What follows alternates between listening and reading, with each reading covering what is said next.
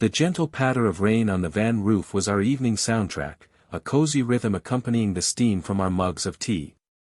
We were parked up somewhere beautifully unremarkable in the French countryside, a small clearing we'd found just as dusk began to settle. "You know," I said, swirling my tea and gazing out at the misty fields, "we've seen so many incredible places. Thousands of miles, hundreds of campsites." Karen, nestled opposite me with her feet tucked up, smiled. "We certainly have, Mark. Sometimes I try to picture them all, and it's like a wonderful, overwhelming flood of memories." "It really is," I agreed. Which got me thinking, if you had to pick, say, your top 5 most beautiful places we've ever camped, what would they be? Karen's eyes widened slightly, a playful challenge sparking in them. "Oh, now that's a question. Only 5? That's like asking me to pick my favorite star in the sky." I know, it's tough," I chuckled. "But just for fun.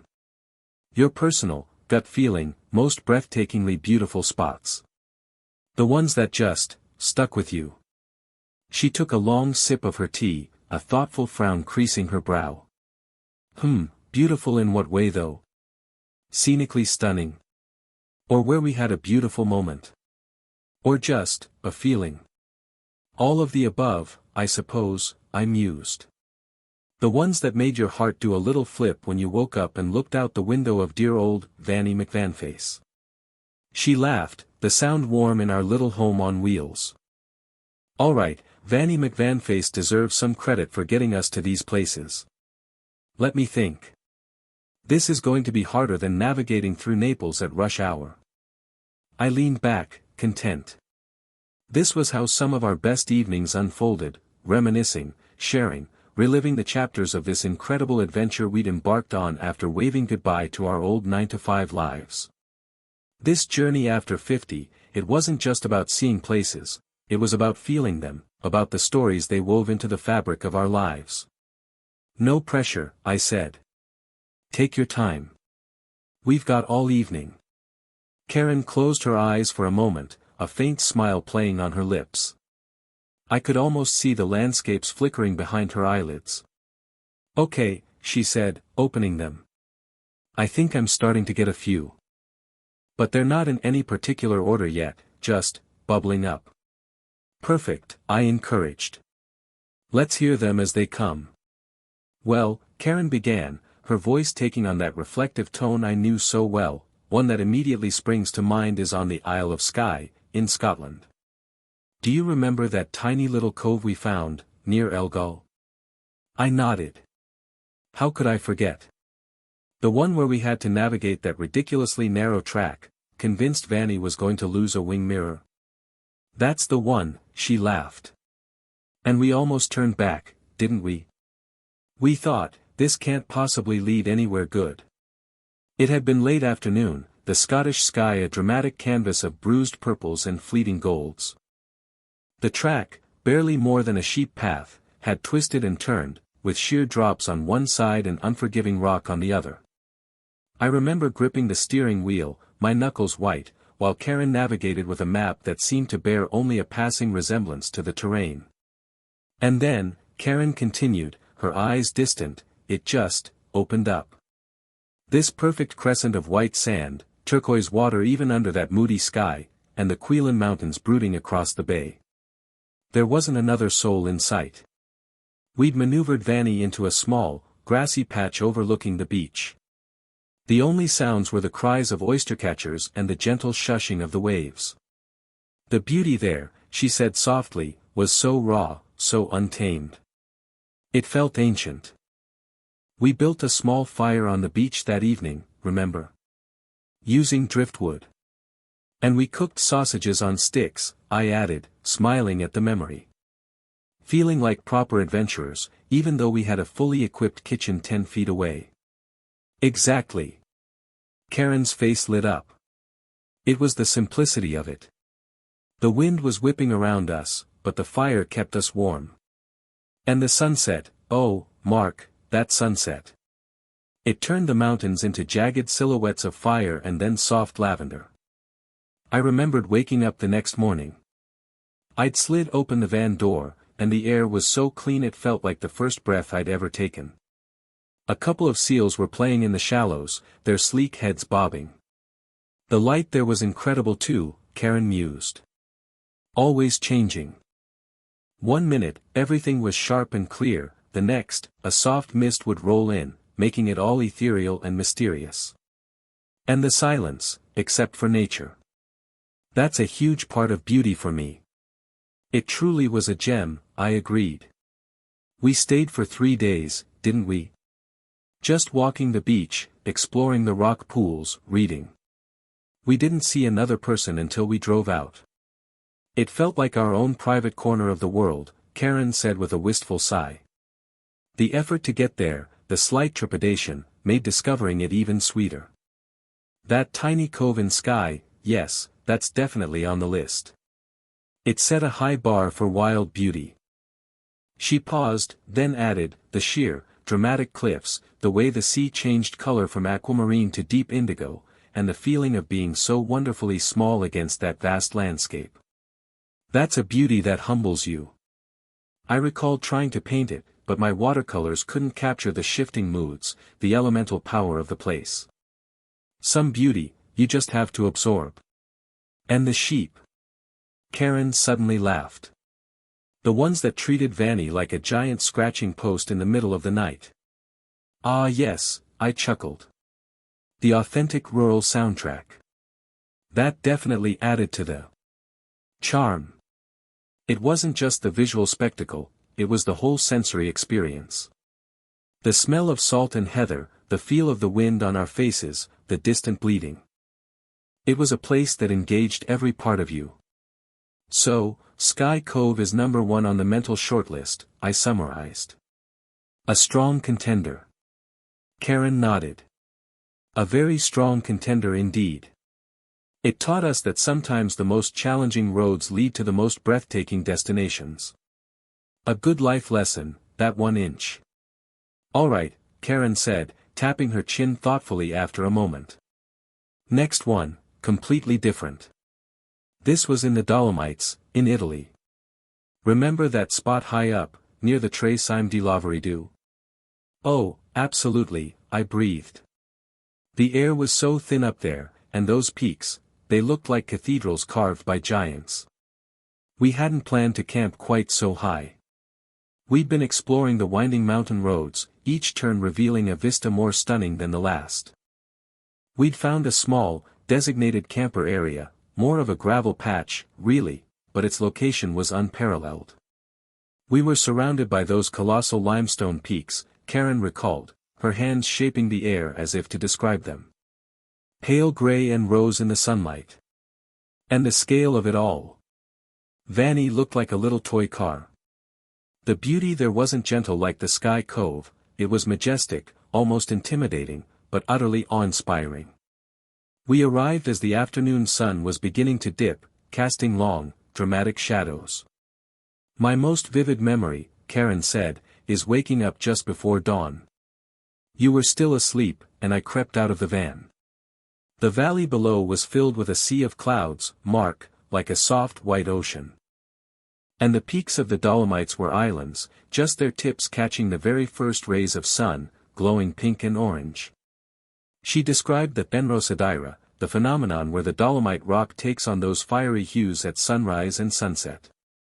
I just stood there, she continued, her voice soft with remembered wonder, with my dressing gown over my pajamas, shivering a little, but completely mesmerized. It was so quiet, that profound mountain silence. And then, slowly, the sun climbed higher, and the colors shifted, and the cloud sea began to dissipate. It felt like watching the world being born. I had woken up a little later, to find her still outside, wrapped in a blanket now, just gazing. The coffee I made her that morning, sipped in the presence of such grandeur, tasted like the best coffee in the world. That spot was about perspective, I think, I offered. Feeling so incredibly small, yet part of something immense and ancient. Exactly. Karen agreed. And the wildflowers.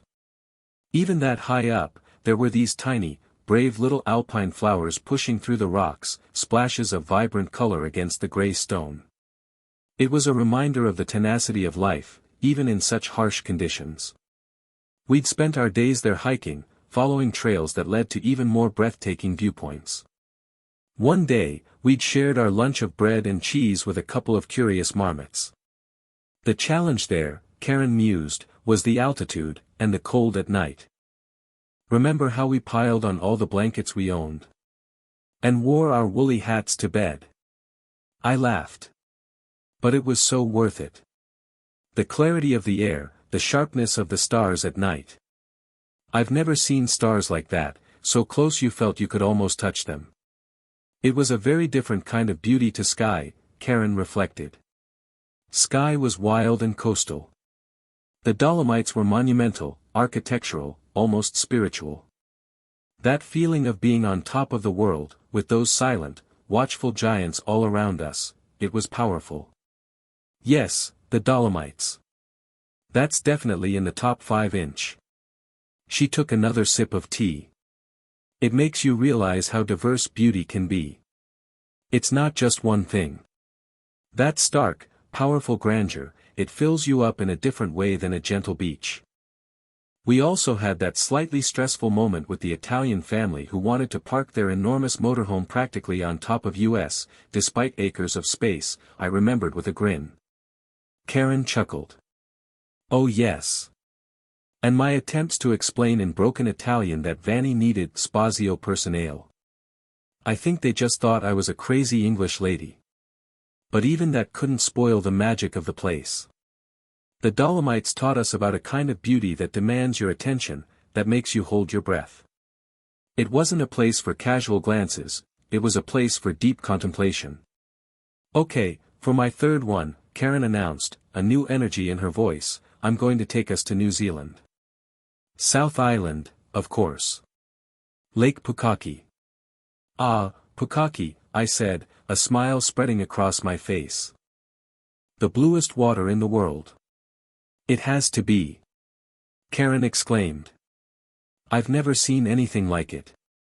It was this incredible, opaque turquoise, almost milky, from the glacial flower. And then, at the end of the lake, on a clear day. Aoraki, Mount Cook, I finished for her. Majestic. We'd found a freedom camping spot right on the shores of Lake Pukaki.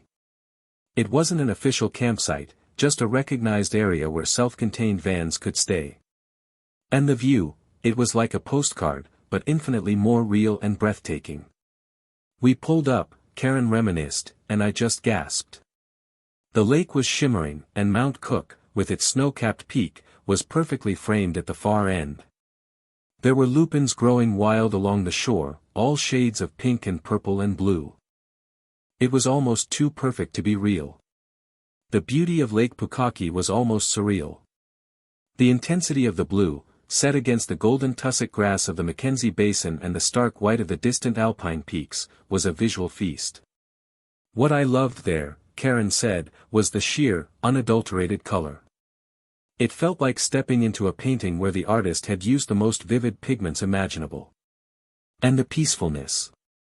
We'd sit outside Vanny in the evenings, with a glass of New Zealand wine, and just watch the light change on the mountain. She sighed happily. Sometimes, Aoraki would be shrouded in cloud, all mysterious, and then, suddenly, the clouds would part, and it would be revealed in all its glory. It felt like a gift every time. I remembered one evening particularly. The lake was mirror calm, reflecting the mountain and the sky perfectly. The silence was broken only by the distant call of a bird. It was a moment of profound peace, the kind that sinks deep into your soul. The challenge there, if you could call it that, I mused, was the sandflies on occasion. Tiny terrors. Karen grimaced. Oh, don't remind me. Little blighters. But even they couldn't detract from the overwhelming beauty. We just learned to apply repellent liberally and appreciate the view from behind the fly screens at certain times of day. And we met that lovely couple from Germany there, remember? I added. Shared travel stories and a bottle of wine. That's part of the beauty of these places too, the connections you make. It is, Karen agreed. Good company in a beautiful place just amplifies the joy. But Pukaki, even if we'd been utterly alone, it would have been breathtaking. The vastness of the sky, the unbelievable blue of the water, the majesty of that mountain. It felt like nature showing off. She smiled. I took so many photographs there, trying to capture that blue. None of them ever quite did it justice. It's a color you have to see with your own eyes, feel with your own heart. It was a place that felt deeply calming, I said. Despite the grandeur of the mountain, the overall feeling was one of serenity. Maybe it was the expanse of the water. Perhaps, Karen nodded. Or just the sheer, unblemished beauty of it all. It didn't need anything extra. It was just, perfect as it was. Lake Pukaki, with Aoraki watching over it. Yes, that's solidly in my top 5. For the color, the peace, and that iconic view. We spent a few days there, using it as a base to explore the Aoraki/Mount Cook National Park, hiking up to glacial lakes and through alpine meadows. But every evening, returning to our spot by Lake Pukaki felt like coming home to the most beautiful front yard in the world. It's funny, Karen said, how some places just imprint themselves on your memory so vividly. Pukaki is one of those. I can close my eyes and see that blue right now. Right, number 4, Karen said, a mischievous glint in her eye. This one might surprise you a little. It's not conventionally pretty in the same way as a lake or a mountain. It's in the American Southwest. Specifically, a spot we found in Valley of Fire State Park, Nevada. Valley of Fire. I exclaimed. Yes. That place was otherworldly. It wasn't green and lush, it was a landscape of fiery red Aztec sandstone, sculpted by wind and water into incredible formations. We'd camped in the Arch Rock campground, nestled amongst these massive, vibrant rocks. The beauty there, Karen explained, was in the drama of the rock formations, the intensity of the colors, especially at sunrise and sunset. Those rocks didn't just glow, they looked like they were on fire, truly living up to the park's name. We had arrived in the late afternoon, and the lowering sun was already beginning to work its magic. The shadows were long and sharp, and the reds and oranges of the sandstone were almost impossibly vivid. I remember our first evening walk, Karen said. We clambered up onto one of the rock formations near our campsite just as the sun was setting. The entire landscape was bathed in this incredible crimson light. It felt like being on Mars. She laughed. And it was so quiet. A different kind of quiet to the mountains or the sea. A desert quiet, ancient and profound. You could hear your own heartbeat. The campground itself was thoughtfully designed, with sites tucked away to give a sense of privacy amidst the stunning geology. Our vanny was dwarfed by the towering, sculpted sandstone around us. Waking up there was amazing, I recalled. You'd open the blinds, and the first thing you'd see was this incredible red rock, glowing in the early morning light. It was like waking up inside a sculpture. And the shapes. Karen enthused. Elephant Rock, the beehives, Arch Rock itself. We spent days just exploring, hiking the trails, marveling at how wind and water could create such artistry. It was a lesson in geological time, in the patience of nature. The heat was a challenge, though, I pointed out. Even in the shoulder season, by midday it was baking. It was, Karen conceded. We learned to do our exploring early in the morning and late in the afternoon, and find shade, or retreat to Vanny's air conditioning, during the hottest part of the day. But that intensity, the heat, the dryness, it was all part of its unique character, its stark beauty. She paused, thinking. It wasn't a comforting beauty, not like a gentle green valley. It was more challenging, more alien, but absolutely captivating. It made you feel the immense power of the natural forces that shaped our planet. And remember the stars at night? I added. With no light pollution, in that clear desert air, the Milky Way was a bright smear across the sky. "Oh, incredible," Karen breathed. We'd sit outside after dinner, just staring up, feeling completely insignificant in the best possible way. The vastness of the universe above, and the ancientness of the earth beneath. Valley of Fire was a place that really made you think. "It's a beauty that grows on you too," I suggested. "At first, it might seem barren, but the more you look, the more you see the subtle colors, the textures, the hardy desert plants clinging to life." "Exactly," Karen agreed. "It's a more rugged, demanding beauty. It doesn't lay itself out for easy consumption. You have to seek it, experience it. And it changes constantly with the light. What looks like a plain brown rock at midday can become a blazing jewel at sunset." "So, Valley of Fire for its dramatic geology and fiery colors," I said. "A very different kind of beautiful to the others so far." "Yes," Karen affirmed. "It showed me that beauty isn't confined to the conventionally picturesque. It can be found in the stark, the dramatic, the seemingly inhospitable. It's about the feeling a place evokes, the story it tells. And Valley of Fire tells an epic story of time and transformation." "And now," Karen said, drawing out the words with a little flourish, "for my number 5. Or, well, my number 1, if we're doing a countdown in reverse from my brain." I leaned forward. "The grand finale. I'm on the edge of my seat, or, well, my dinette cushion." Karen smiled, a soft, almost reverent look in her eyes. This one is deep in my heart. It's a tiny, almost hidden campsite in a redwood forest in Northern California." "Ah," I breathed. "The giants." We'd been driving the Avenue of the Giants, already awestruck by the scale of the coast redwoods, when we saw a small, unassuming sign for a national park campground. It wasn't one of the big, well-known ones. We turned off the main road, Karen continued, and drove down a narrow, winding dirt track for what felt like miles, though it probably wasn't. The trees just got bigger and bigger, and the light became greener, filtered through that immense canopy. The air grew cooler, damp, smelling of rich earth and pine needles. It felt like entering a sacred grove. "And then we found it," she said, her voice barely above a whisper. "Just a handful of campsites, tucked amongst these colossal beings. Our spot was right at the foot of one particularly enormous redwood. I mean, Vanny looked like a child's toy next to it. I remembered parking the van and us both just getting out and craning our necks, speechless for several minutes.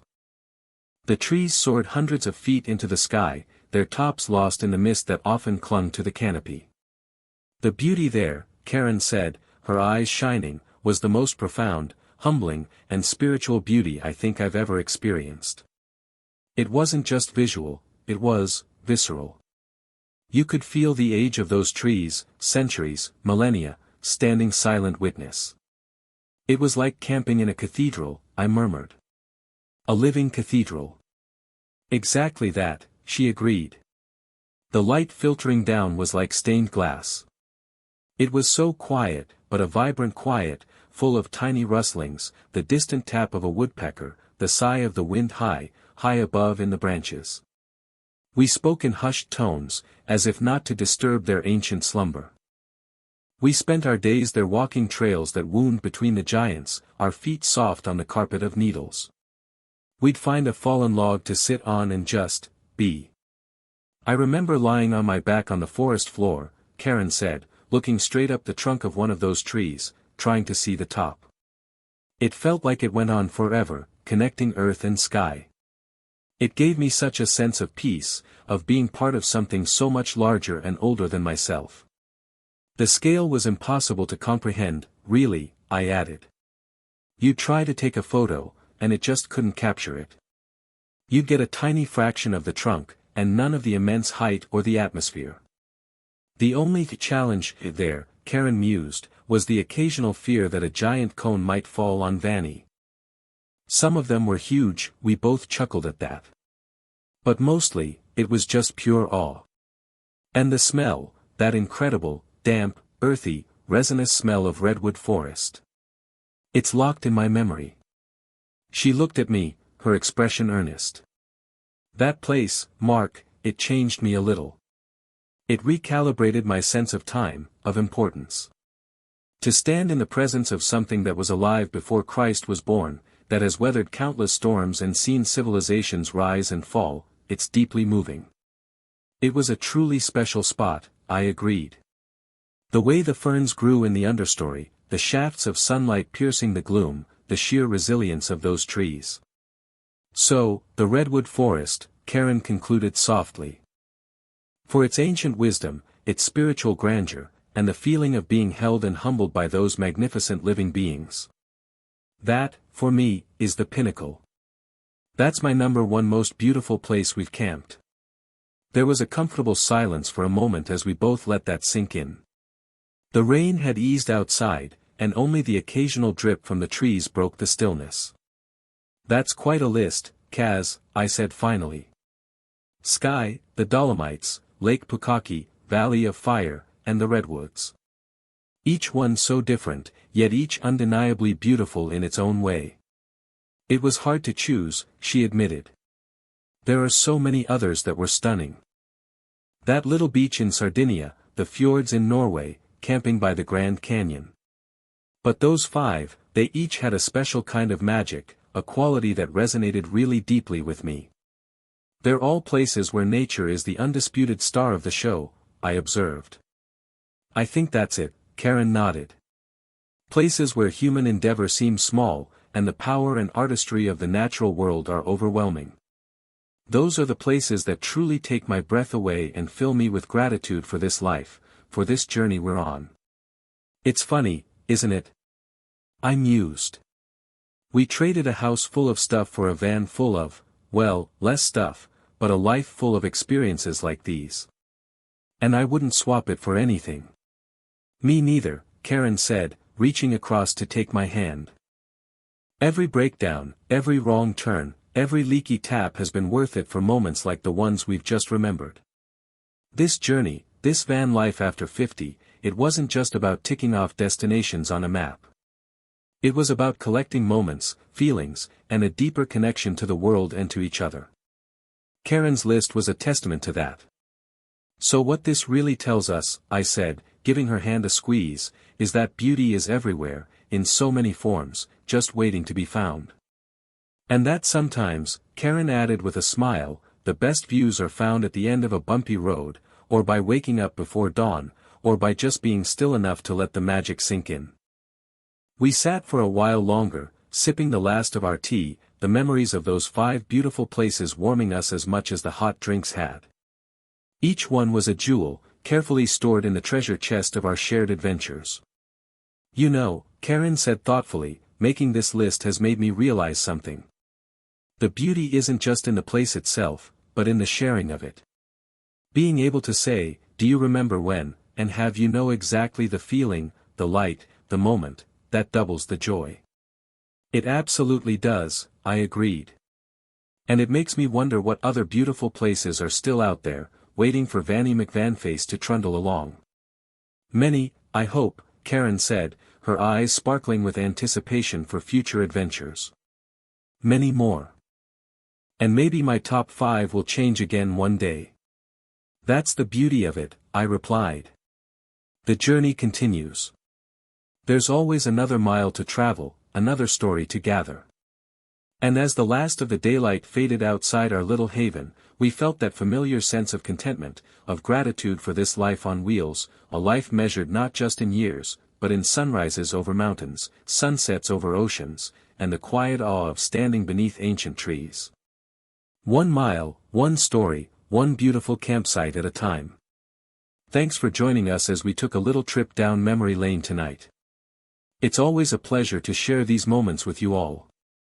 What are some of the most beautiful places you've ever camped or visited?